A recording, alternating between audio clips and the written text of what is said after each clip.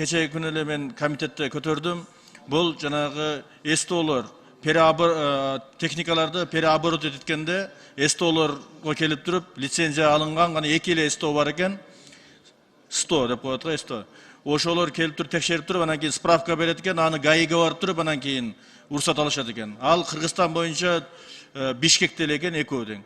Кыргызстандын бардык областында булуң бурчундагылар ушул жерге келип гана алат экен. Ошону ар бир областка кылбайсыздар. Ошону экономика министрлиги сиздер уруксат берет экенсиздер.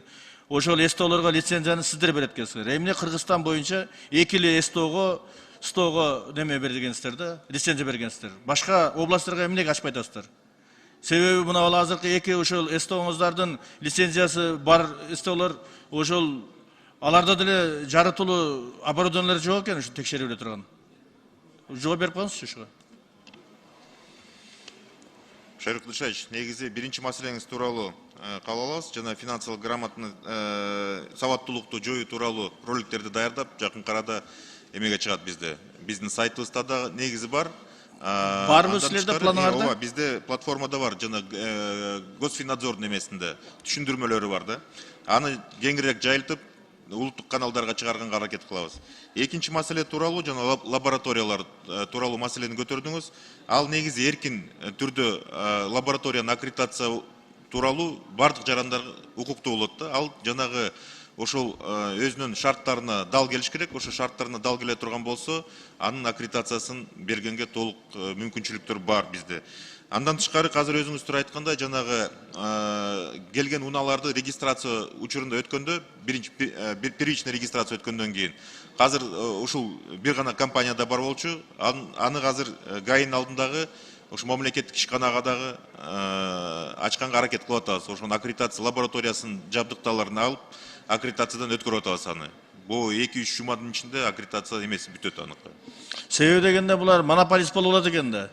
Монополист болуп алып туруп, анан кийин мамлекетибиздин ар бир булуң бурчтан келгендерге очередке коюп коюп туруп, 2 күндөп, 3 күндөп жүрүшөт экен.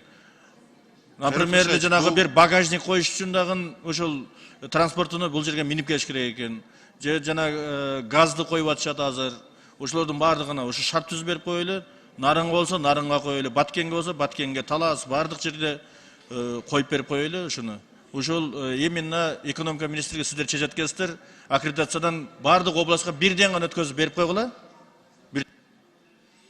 Шайрык Дышаевич, бул негизи туура аккредитациялоо борбору биздин астыбыздагы мекеме, бирок жалаң гана бул эмес, бардык бүт тармактарда ушундай учурлар, көрүнүштөр бар да, бир эле лаборатория бар болгон учурда, же болбосо бирок азыр ошо спростко жараша кандай боло турган болсо, ошол кызмат көрсөтүүлөр ошончолук востребованный болуп атат да. Мисалы үчүн буга чейин анчалык поток машиналардын потоктору жок болчу. Алар бир эле гана лаборатория менен ошо жетишип аткан да. Азыркы поток менен жана талап көп болуп калганына жараша жанагы болуп атат. Бирок биз даярбыз. Эгерде ушул шарттарга дал келе турган компаниялар кайрылган болсо, биз толугу менен көмөк көрсөтүп, аккредитациядан өткөрүп бергенге аракет кылабыз.